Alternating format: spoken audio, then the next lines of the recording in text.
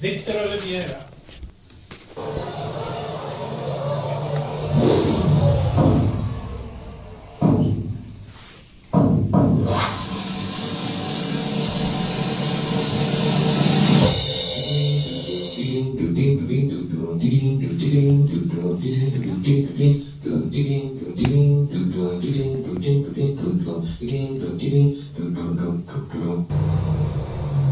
A few moments later.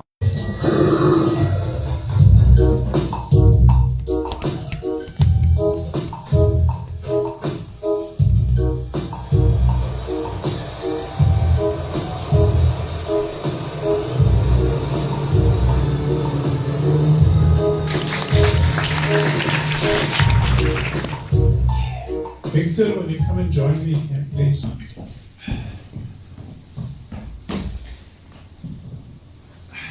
Take your seat. This film, Rat Racer Victors, is for me a good example of animation. As animation is an art form, and we don't only make animation films to send to festivals, or you don't necessarily make animation for a living. There's lots of animators who work in the industry but have passion projects like this. Victor, tell us a bit about your whole process. Why did you choose the specific style and medium, and also how does this fit in with your day-to-day life? I mean, this is a passion project, isn't it? Tell us a bit. Yes, thank you, Diego, for the time. Yes, it's definitely a passion project. The first reason I chose to use die-cast cars, it's scale-wise, because so with a little bit of space, you can actually create a bigger world using 1/64 scale than going 1/12 scale or 1/24 or 1/6. Because if I had to use 1/6 scale and had to build a world around that, I'll need a whole bigger space. So with 1/64s, it's easy. You just put it on a table, and yeah, that's pretty much it. There's not a lot of rigging, not a lot of fancy stop motion material as well, or equipment. And all I use is my phone, and that's basically it. Yeah. How long have you been working on this project? Well, this one specifically, it's been maybe 5 months, but I took a break. I could have done it much faster, but I was doing other projects as well. And yeah, that's basically it. Like, good 5-6 months, but I actually stopped in between, did something else, came back to it, and I've lost footage. A lot of things happened. Okay, but this is typically, I mean, this is not your day job. You're not an animator, you're a photographer, aren't you? Yes, I'm a photographer, and this was actually my first attempt in stop motion. So, but coming from a photography background, I already knew a lot of things, angles, lighting, things like that. And then, yeah, that's basically it. Just took it from there.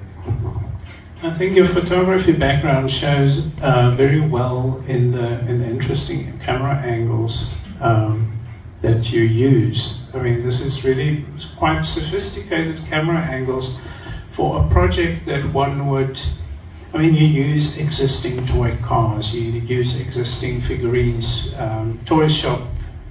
All your characters are bought in a toy shop, which is not unusual for animation. There are quite a few styles of animation. They even have names. I mean, if you remember, before Hollywood took over the Lego animation, people made short animated films with Lego sets and figurines, and that actually had its own name. It was called brick film. I can't remember what this kind of animation is called, where you use existing cars and figures, and the buildings are all, you made the buildings yourself. So the set is constructed by yourself. So it definitely has a homemade feel. And you said that there's not a lot of stop motion rigging. Do you feel that roughness, do you feel that's a negative or a positive in your film specifically? It's actually a positive because first of all, I have to stick to a budget.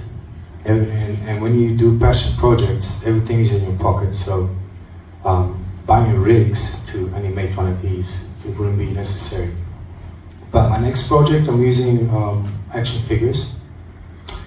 And the action figures actually also cost a lot. Oh, well, a lot for me. and those will require rigging. But the fun part of doing this is not using rigs at all, it's making yourself the rigs. It's coming up with ways to, make the cables, the camera stable, using wires, using glue, whatever it takes to get that scene done and the shots done.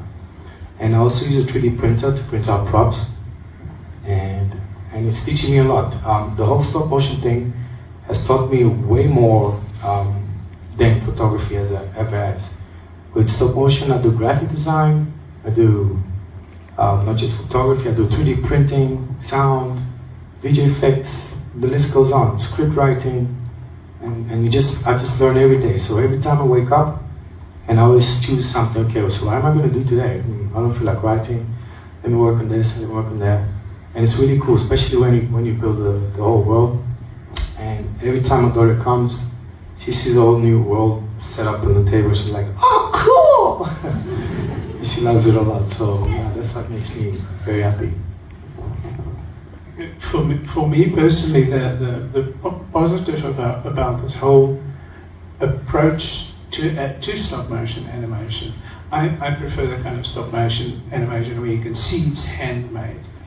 And with this, working with the already fabricated cars and figures and the little animals, is there's an inherent sense of humor